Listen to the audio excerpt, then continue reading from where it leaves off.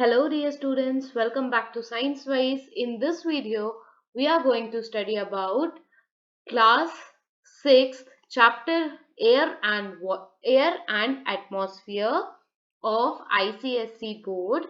Part 1 video of this chapter, we have already studied about air and the components of air. ठीक है, part 1 video में हमने क्या पढ़ लिया है बच्चे? एयर एंड उसके कंपोनेंट्स. ठीक है, in this video, this is part 2 of this chapter, which is air and atmosphere. So in part 2 we'll study all about atmosphere.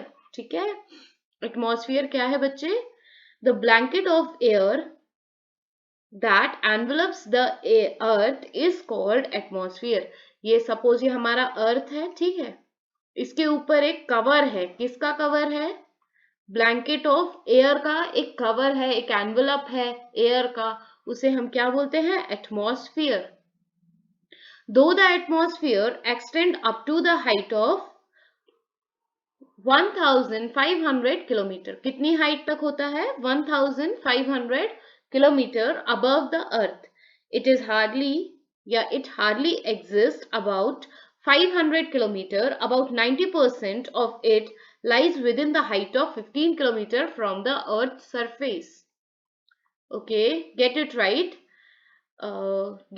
में आप देखिए बच्चे, respiration is only the type of burning. Here the food is burned with the help of oxygen to produce energy.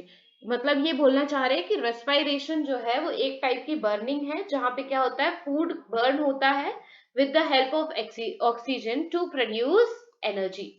Now, next is importance of atmosphere. Why atmosphere is important for us?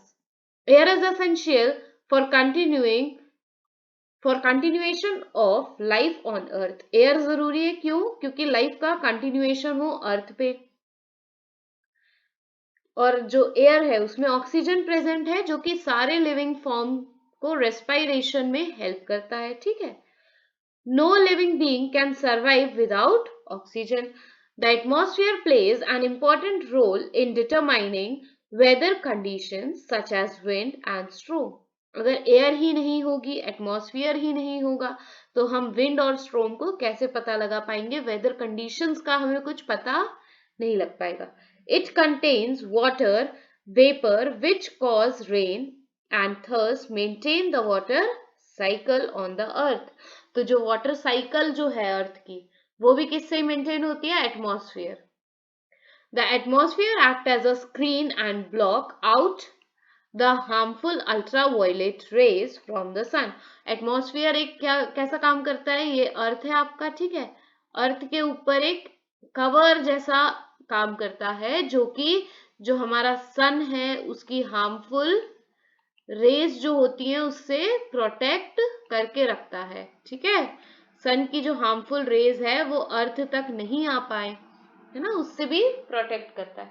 It also regulates the earth temperature by reducing heating effect of solar radiation. यह अर्थ का temperature कम करता है और heating effect को reduce करता है during day time and preventing the escape of the earth's heat into space during the night. The atmosphere protects the earth against meteoroids. Most of the meteoroids burn up in the atmosphere before they can hit the earth. और जो meteoroids होते हैं बेटा, वो अर्थ में आने के पहले ही एटमॉस्फेयर में ही बर्न अप हो जाते हैं. ठीक है, air act as a medium through which sound travel. Sound जो है, जो हम बातें करते हैं, जो वाइब्रेशंस है, वो हम तक किस मीडियम में ट्रेवल करती हैं? वो मीडियम होता है air. Air act as a medium through which sound travel. If there is no air, we would not be able to hear any sound. Air help the birds and insect to fly. Air help the plant in pollination of flower and dispersal of seed. ठीक है, air जो है वो birds और insect को fly करने में भी हेल्प करती है. प्लांट्स का पोलिनेशन जो है, पोलिनेशन एक प्रोसेस है पोलन ग्रेन के ट्रांसफर होने की, तो उसमें भी एयर हेल्प करती है. Dispersal of seed. Human beings have been able to use the force of wind to work wind mills. ये क्या होती है? ये विंड मिल्स होती है। इनका काम क्या होता है बच्चे? एनर्जी का प्रोडक्शन, है ना, टू प्रोड्यूस एनर्जी। तो ये विंड मिल कब काम करती है? जब विंड या फिर एयर चलती है तो ये अपने विंड मिल वर्क करने लगती है, ठीक है। Aeroplane can fly because of the presence of air. जो एरोप्लेन्स होते हैं जो हवा में उड़ते हैं ना, एरोप्लेन्स एयरक्राफ्ट जो भी हैं, तो वो एयर की प्रेजेंस में ही तो उड़ पा रहे हैं। Air is filled in tubes और tyres of the vehicle for make the movement easy, ठीक है। अब आ जाते हैं हम next topic, that is some other process that use air. कुछ ऐसी प्रोसेसेस जैसे जो एयर के प्रेजेंस में ही होती है। जैसे यहाँ नाम लिखा हुआ है बच्चे, रस्टिंग। रस्टिंग, आपने जंग लगना सुना होगा कि आयरन के किसी रॉड में जंग लग गई है, तो वो क्या है? वो रस्ट है, और उसकी प्रोसेस को हम रस्टिंग बोलते हैं। और अच्छे से समझते हैं क्या होता है कि आयरन जो है, जब ऑक्सीजन की प्रेजेंस में और मॉइस्चर की प्रेजेंस हो जाती है वहां, तो वहां क्या होने लगता है? हाइड्रेटेड आयरन ऑक्साइड फॉर्म हो जाती है, जिसको हम रस्ट बोलते हैं, ठीक है।